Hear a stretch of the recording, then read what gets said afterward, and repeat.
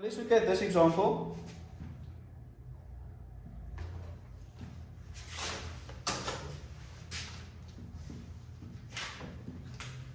Minus 2x squared plus 3x minus 6.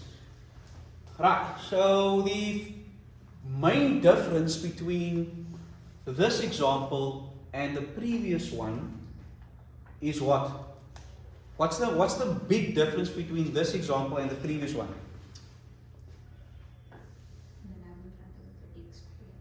The number in front of the x squared. Doesn't that number have a name? Coefficient, right? The coefficient of x squared. In other words, the coefficient of x squared, or the a value, is not 1 in this case.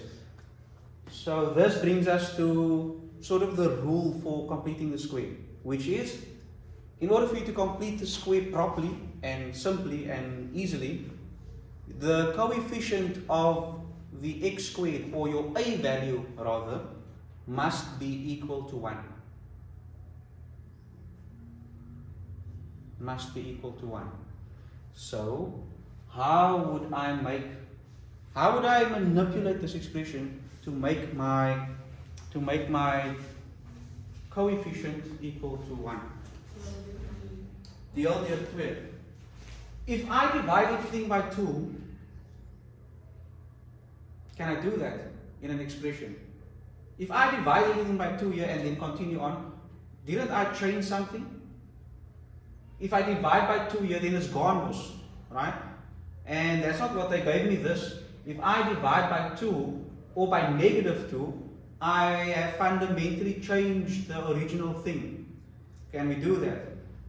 Can I do it in an equation? If this was equal to 0, can I divide by negative 2 then? Yeah, because I'll divide by negative 2 all the way through, including on the right hand side, which means the equation stays balanced. But this is not an equation, it's an expression. So we can't just divide by stuff. The same way we can't just add stuff and not take it away again. Okay.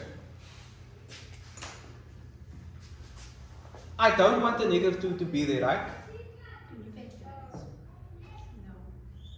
I can factorize. It's just going to be a bit awkward. Why? Because how can I get rid of this minus 2?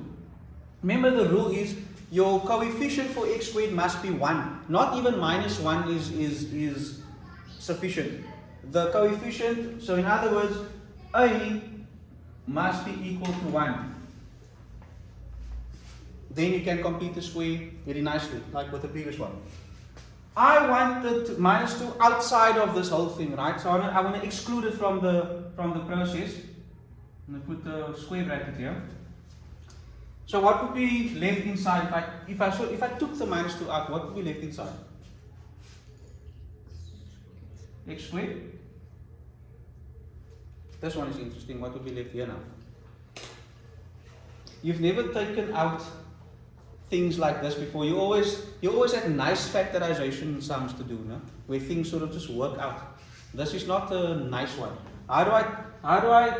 And you've sort of been told that you can't. There's no highest common factor for this one, Mos, in terms of a number, right? You would have been told because 2, 3, and 6 they have something in common as multiples, but in terms of factors, you can't take out a 2 here, because what's going to happen here? First of all, what will the sign be? Let's get that out of the way. Minus, right? So because it will become a plus, it must be a plus again. Right, so, and we know that x obviously must be there, because x went nowhere. But what's the number that must be in here to make this 3 again when I multiply the 2 back in? 3 over 2. 3 over 2. So if I multiply minus 2 back in, it will be plus 3x.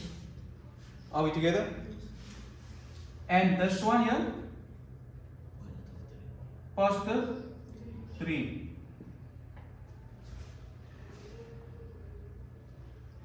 Do you agree with me now that my stuff inside the bracket is now ready to be square completed? There's no such word, I just made that up. To complete the square. Can I do it now? Yeah, okay. So what's going to happen to the minus 2? He's going to trail along the whole time until you're done. There's a reason why I'm using square brackets.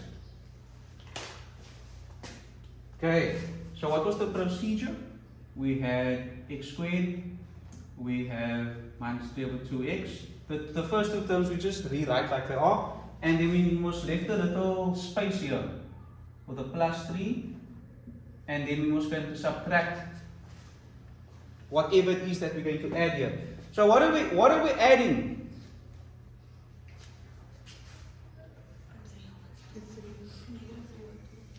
The b over 2a squared, right?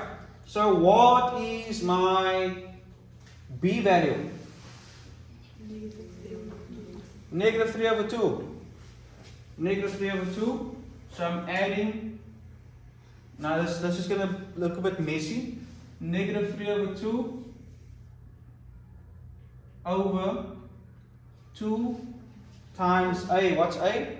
A must be, yeah, it's 1, so it must always be 1. 2 times 1, and we're squaring that whole thing, right? So if we added that, it means we must take the exact same thing away. Let's just make space over here.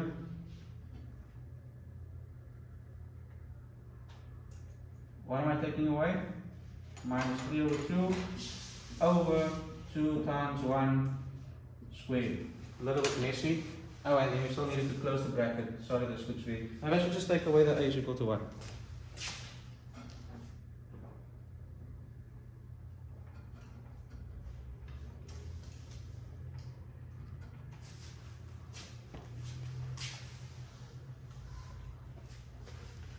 Alright, next step.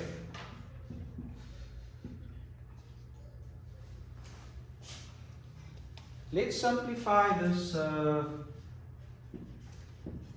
this mess over here.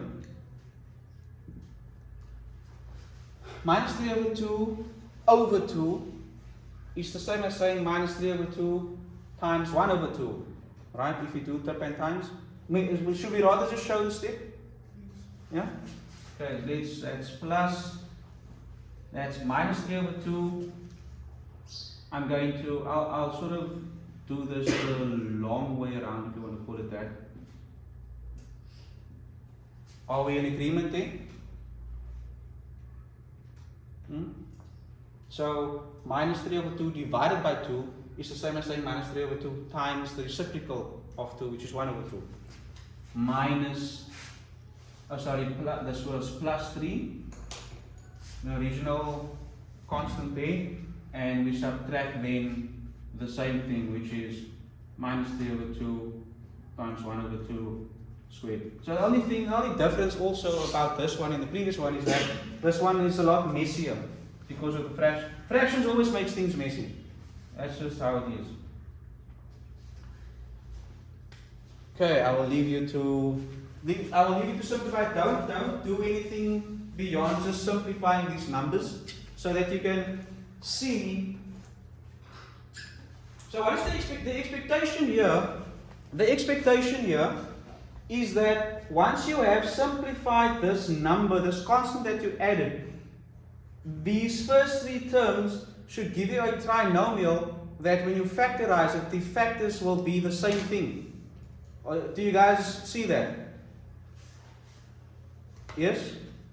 If you think back to your previous example, the number that you added here, it gave you a new trinomial to factorize, and that trinomial's factors were the same thing. Which means when you're asked to complete the square, you are expecting the two factors to be the same. So you can kind of predict what the factors will look like. In this case, it's going to be a fraction, so be careful